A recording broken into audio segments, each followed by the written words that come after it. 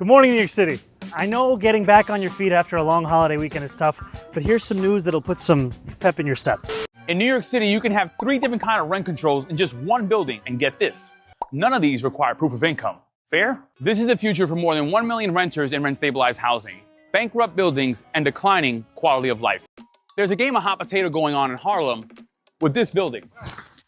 You didn't even hit me.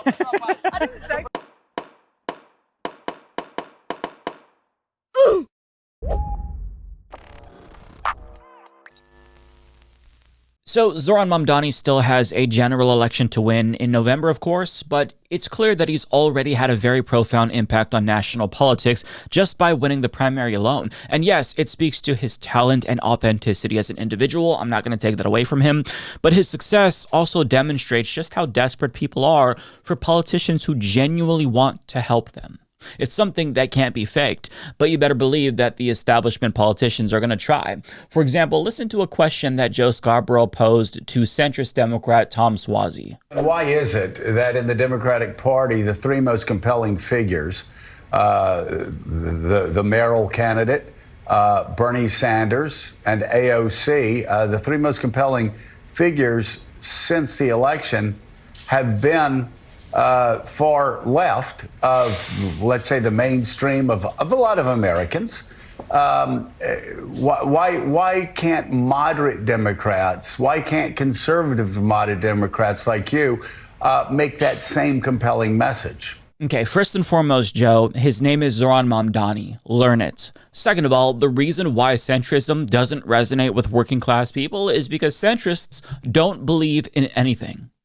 I know it's hard to wrap your head around this as somebody with an estimated net worth of $25 million, but if you're living paycheck to paycheck and your standard of living continues to decline year after year after year, and you're bogged down by student debt and can't buy a home or a car, and you're on the cusp of bankruptcy because of a medical bill, you're probably not going to be too excited to hear a centrist politician promise to basically keep things the same with the exception of a few minor tweaks around the edges. See, centrists want to preserve a status quo that doesn't serve working class Americans, so why would you expect working people to support a capitalist neoliberal ideology that is fundamentally at odds with them and their very existence? See, it might be in Joe Scarborough's interest to preserve the status quo, but it's definitely not in the interest of working people to preserve the status quo. Hence why centrists aren't filling any stadiums as of late. People aren't buying what they're selling because they're not even trying to really sell them on any cohesive ideology.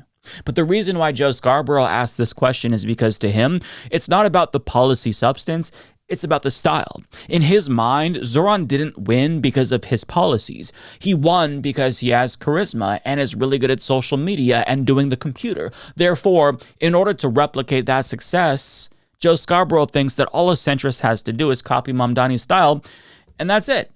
And that right there is exactly what some Democrats, believe it or not, are seemingly trying to do. For example, Hakeem Jeffries has been changing up his social media strategy to, I guess, make him appear more relatable, with him holding this baseball bat saying, protecting your healthcare is as American as baseball. I'm not sure why he decided to do this, but he did, and it just is so cringeworthy. There's also this post of him trying to look cool by posing with sunglasses. But as you can see, even a simple picture has to be customized by Democrats to death. The bench looks utterly warped from Photoshop after they presumably tried to make his hips look smaller, and every commenter is pointing that out and shitting on him for embarrassingly photoshopping his picture and for taking AIPAC money and for not endorsing Zohran. But Jeffries isn't alone, because days after Zohran won his primary, former New York Assemblyman Kenny Burgos, who is an abundance liberal, who's now the CEO of an association representing property managers, conspicuously started posting Zohran-style videos about how regulations on landlords and rent freezes are bad. Actually, he's Zohran landlordy, as Griffin put it. And this kind of goes to show you that Zohran Mamdani has already spawned a cottage industry of knockoffs who are trying to replicate his success. But these swagger jackers are missing one of the main ingredients that led to Mamdani's success in the first place, which is his policy. But Mamdani's not the first politician to spawn knockoffs. Democrats like Pete Buttigieg, Beto O'Rourke, and Josh Shapiro all sound like they're doing their best Barack Obama impressions when they talk, which is extremely creepy. But it speaks to their misunderstanding of why Obama was successful in the first place. He was obviously charismatic, but in 2008, it was his policies that drew people in. Specifically, he was saying, I'm going to bring about change. And for me, as a first-time voter back in 2008, his opposition to the Iraq War is what sealed it for me. Now, in retrospect, Obama's campaign wasn't actually as progressive as I thought it was back then. I think I was wish-casting a lot of his policy positions and projecting what I thought he was when he wasn't that in actuality. Nonetheless, his message of change resonated with voters like myself who graduated into the Great Recession and felt like change was necessary to stop things from getting worse after I grew up in poverty. But part of the problem with the Democratic Party and why so many politicians come off as phony and hollow, or like they're trying to pretend to be Obama, is that consultants and strategists are still overestimating the Obama effect, and they are getting politicians to go along with this weird fake speaking style where they use their thumb to point so it's less aggressive, and they take these really weird, unnaturally long pauses, and you feel like they're counting in their head when they speak, and it just feels very inauthentic. And this idea from strategists to be overly rehearsed and scripted is them kind of playing into this idea that it's really not about the policies, it's about being likable. So what I think is going to happen is we're going to see the same thing with Zohran that we saw with Obama, where, you know, he's obviously popular and likable. Nobody can take that away from him. And what people who don't want to adopt his policies but want to replicate his success will try to do is just copy his style as opposed to his policies. But it's not about style. It's about substance, as evidenced by the fact that Bernie, who's extremely popular but comes off as kind of like a grumpy old man, you know, he's not necessarily the most charismatic person ever. I mean, don't get me wrong, he is a compelling speaker, but I don't think that anyone would argue that Bernie Sanders was specifically able to tap into the consciousness of Americans by being overly charming. It's what he's saying, not how he's saying it. He's channeling the anger of a working class that's been ignored by the political establishment in this country. But even if style mattered more than substance, which it does not, being likable isn't something that you can control, and it's baffling to me that Democrats think that you can control this. Like, Democratic Party strategists have to understand they will never be able to cook up a centrist version of this in a lab, no matter how hard they try. Every take is gonna be. all right. That's Northern tourist walks in Midtown. Okay, you want a photo, brother? Yeah. Yeah, let's take one. Yes, that's me. Yes. Excuse me, I need a picture. Yeah, we can take one. Thank you. I appreciate you. I voted somebody that won. Thank something. you. Congratulations. Thank you so much. Thank you. We're on our way. Thank you. Yeah, no worries. Thank you. How's it going, guys? Thank you. You gotta catch up to me over here. How you doing, brother? Thank you, guys. Thank you. Thank you, my man. I appreciate you. Thank you. Can I take one too? Yeah, for sure. Hi. Assalamu alaikum. How are you? Ready? Okay. I think she's coming. Thank you. I voted for you. Yo voté por ti. Yo voté por ti. My daughter, she said, voted for ti. Thank you. Give me one picture for Yes. my daughter. Your back pocket. My daughter. Thank you. Thank you, brother. I appreciate it. Listen, you can't fake that kind of enthusiasm. The best you can do is embrace Zohran Mamdani and try to jump on his bandwagon and communicate to voters that his bold style of politics, that is the future of the Democratic Party. I mean, Republicans just voted to kick 17 million Americans off of Medicaid, and days after that, a YouGov poll found that 59% of Americans support Medicare for all. The answer is staring them right in the face. You can't just be opposed to what Republicans do. You have to propose an alternative. And now is as good of a time as ever for the party to unify behind Medicare for all and campaign relentlessly for free healthcare for every single American. That would make them unstoppable, and they know it, but they're not doing that because their health industry donors won't let them. And the more that the Democratic Party establishment resists change that the base wants, the more unpopular they obviously become. And I don't think that they comprehend truly how significantly politics has changed within the last 2 to 5 years. To show you what I mean, Case Study QB shared a clip from the I've Had It podcast, which I think is more of a resistance liberal-oriented podcast, and just listen to the words that they had for Hakeem Jeffries after he attacked Zohran Mamdani. This right here blew my mind. I think our nominee is going to have to convince folks that he is prepared to aggressively address the rise in anti-Semitism in the city of New York, which has been an unacceptable development. Okay. First of all, he has addressed the rise of anti-Semitism, and it's not performative. It's very, very real. And he understands that it's real, and he has the endorsement of other Jewish politicians that aren't propagandized by a corrupt Israeli government, Hakeem. But secondly, this was your moment, Hakeem, to also stand up against Islamophobia, because here's the thing about human rights, you guys. You don't get to cherry pick. If you're against anti-Semitism, then you have to be against Islamophobia, homophobia, racism, and down the line. Also class warfare, this bigotry towards poor people is just abhorrent, which disproportionately hurts people with the color of Hakeem Jeffries' skin. And so this kind of cherry picking, because of who donates to Hakeem Jeffries, AIPAC donates to Hakeem Jeffries. How on earth right now is the government of Israel helping calm and quell anti-Semitism? How? How are they doing it? They're not. They lie and they propagandize and they say, we get to do all this stuff with impunity. And that if you criticize us or you do anything wrong towards us or you speak out against us, then we're going to call you an anti-Semite. The people who preach against anti-Semitism should be joining Zohran Mamdani and standing up against the Islamophobic attacks on him. He has not said anything disparaging about Jewish people. He stands with them in solidarity. And this type of crap is so disgusting to me. And it is a cancer within the Democratic Party. And I'm just going to tell you guys something. We lost these last two elections to an idiot because of these centrist policies, and you're being beholden to special interests. And by God, it's not going to happen again. You can either be a part of the problem or a part of the solution. But if you want to try to box us in when we can clearly see with our eyes and clearly hear with our ears exactly what's happening with Israel and Gaza, and try to propagandize another way, we're not dumb like MAGA. We're not fucking stupid. Your base is smarter, and y'all are going to have to adapt or get the fuck out. I just cannot stand this. Goddamn. Every single line, bars. This really does feel like a turning point, specifically with regard to the Democratic Party. And I think that a lot of Democratic Party voters, specifically normies, they agreed with the left more ideologically, but there were two things that were keeping them from siding with us entirely. First and foremost was fear that the left wasn't as electable as the centrist politicians like Joe Biden and Hillary Clinton, since that's what they've been told by institutions like MSNBC and whatnot.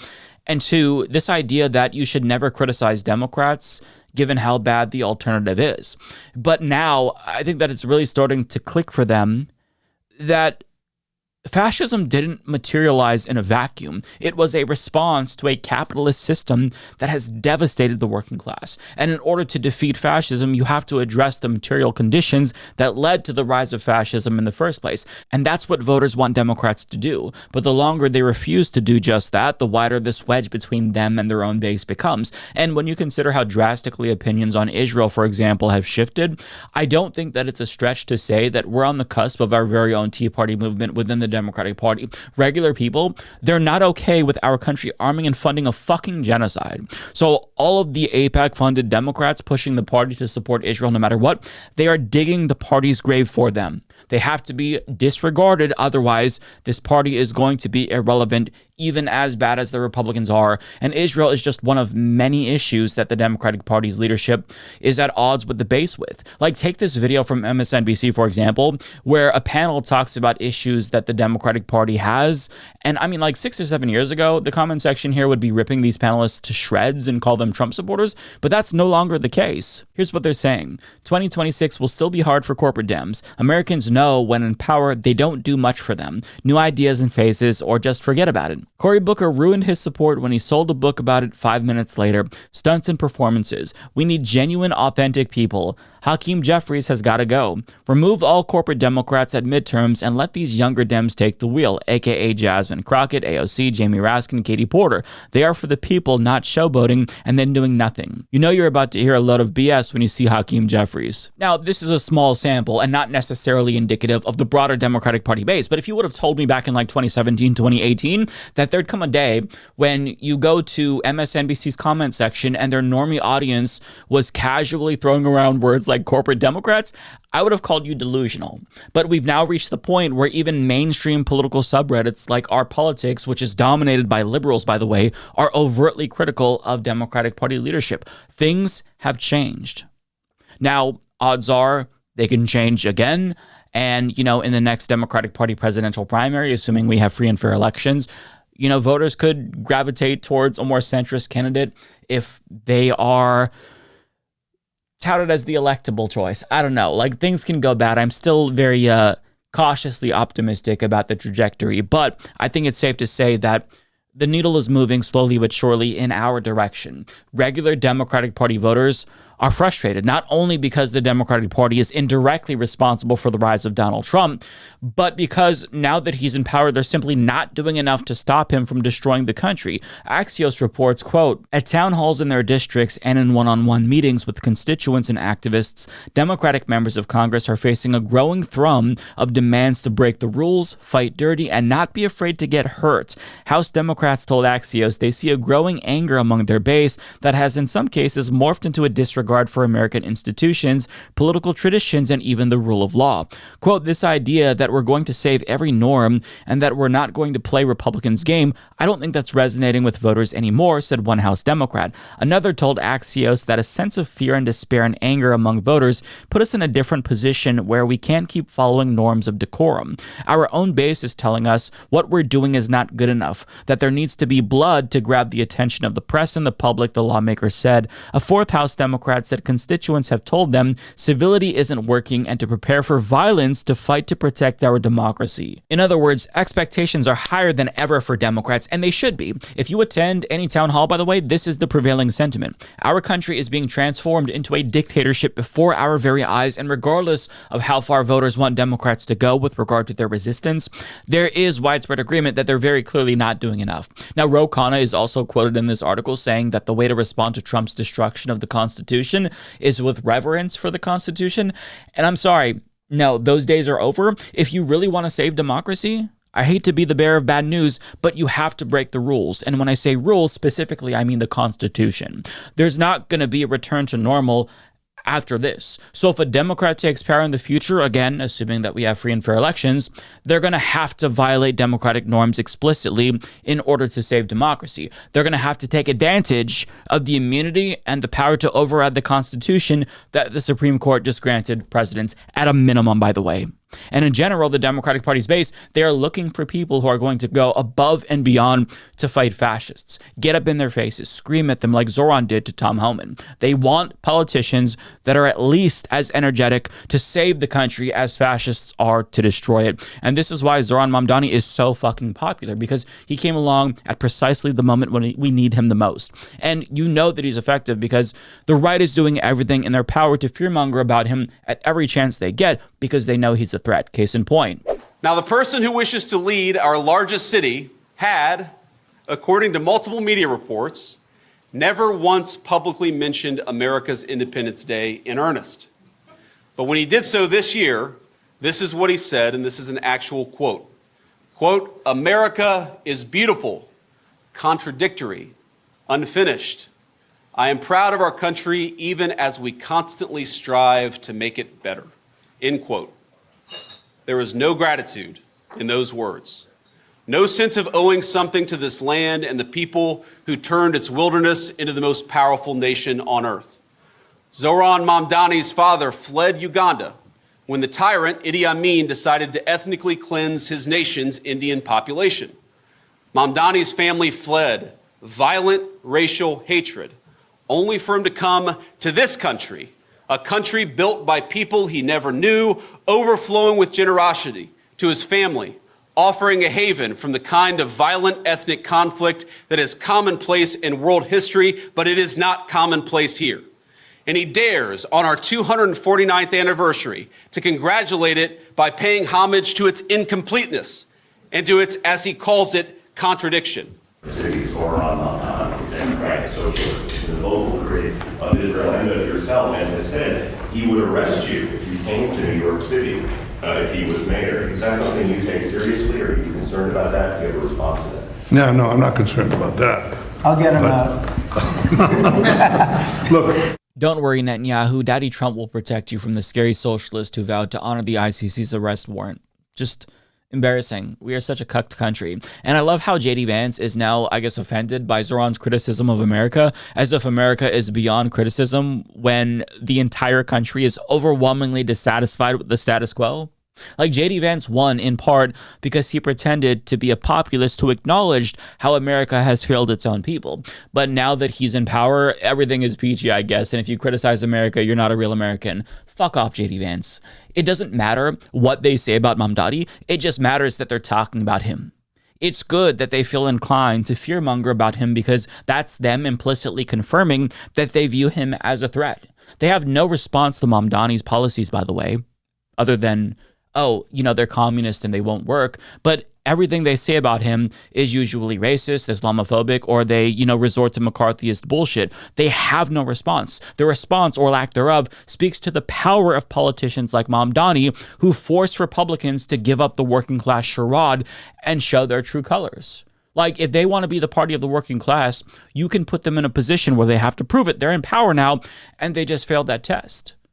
So never let them monopolize discourse and set the agenda. You have to be the one to do that, and that is what Zohran Mamdani, as well as Bernie Sanders and AOC, are doing. And even though he just won his election, I don't think that it's too soon to say that he's already changed American politics. And the establishment is already doing everything in their power to contain the populist fervor within their party, but they can only keep a lid on it for so long. At some point, the dam will burst, and Zohran Mamdani might be a sign that it's already happened.